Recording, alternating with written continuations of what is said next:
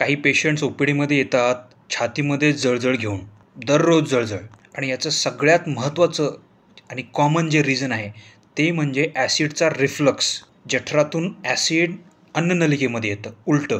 यालाच गॅस्ट्रोइसोफेजल reflux disease असं म्हणतात.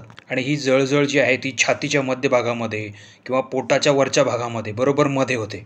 आणि ही जळजळ हार्ट अटॅकसारखी सुद्धा वाटू शकते.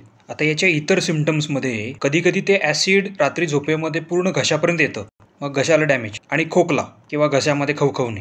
आणि हे सिम्पटम्स तुम्ही जर खूप दिवसांपर्यंत इग्नोर केले तर तुमच्या अन्ननलिकेला परमनंट डॅमेज होऊ शकतो, इररिव्हर्सिबल, दुरुस्त नाही होऊ शकत. कारण की ते ॲसिड अन्ननलिकेला डॅमेज करून टाकणार. घरच्या घरी तुम्ही काय करू शकताय, जेवण झाल्यानंतर लगेच आडवं पडायचं नाही, 2-3 तास तरी. वजन वाढलं असेल तर कमी करा. कामामध्ये स्ट्रेस असेल तर कमी करण्याचा प्रयत्न करा.